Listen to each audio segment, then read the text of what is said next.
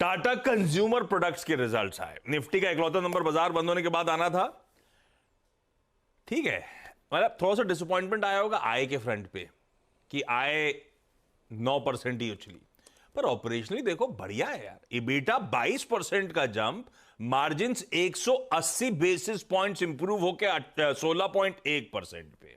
ये जो हेडलाइन में भी लिख दिया मुनाफा सब कुछ ठीक है, तो मुनाफा क्यों गिर गया यार?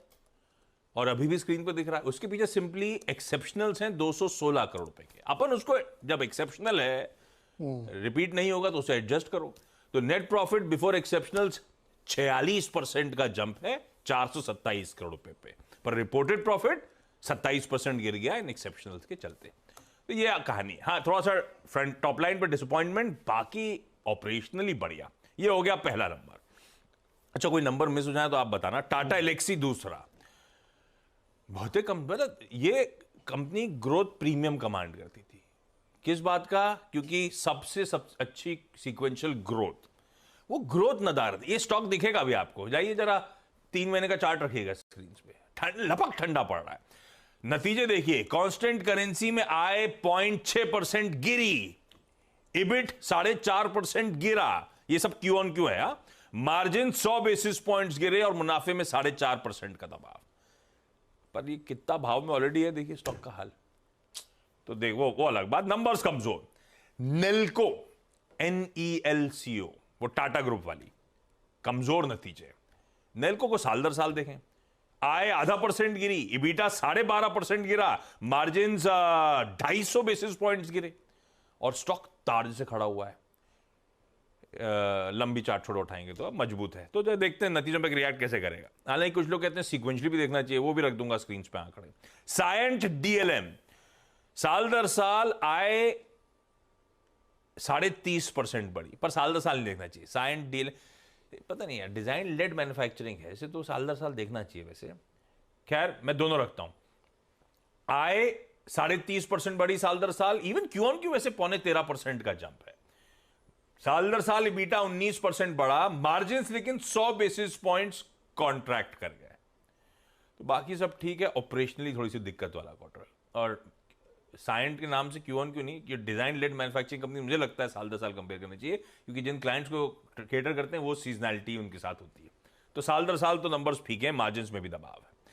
ICICI prudential life insurance, total APE 9.5% का साल दर साल jump. Value of new business 26.5% गिरा। Value of new business margin, एक तो धंधा गिर गया नया, और उसके मार्जिन 32 से गिर के 21.5, मतलब हो गए 1050 बेसिस पॉइंट्स का कॉन्ट्रैक्शन, और मुनाफा 26% गिरा। नंबर्स कमजोर दिख रहे हैं। नंबर्स गजब के दिख रहे हैं 361 वैम के, जिसकी कल सुबह आप चर्चा कर रहे थे भाई साहब। साल दर साल आय 62% और क्यू ऑन क्यू 34% बढ़ी। क्या बात है। मुनाफा साल दर साल 55% और क्यू ऑन क्यू 24% बढ़ा, पर स्टॉक भी चला हुआ है, ये हमेशा ध्यान रखना है। लेकिन नतीजे बाकी अच्छे हैं।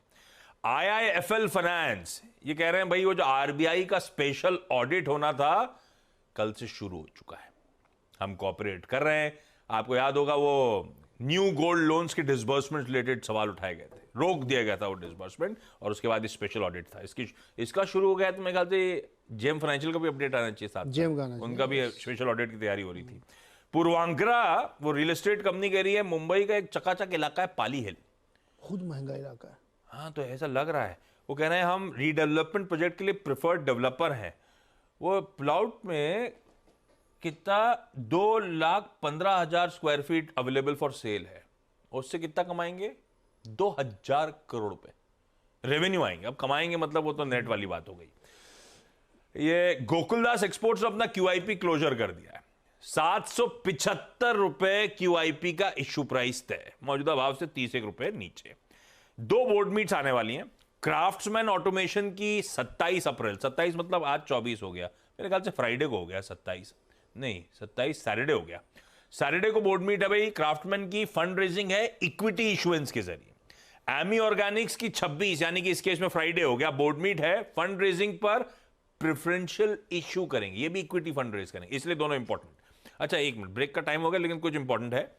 कल बाजार खुलने से पहले लार्ज ट्रेड्स हो गए थे ब्लॉक विंडो पे, वो बैंक ऑफ बड़ौदा और बंधन में वो अपडेट आ गया है।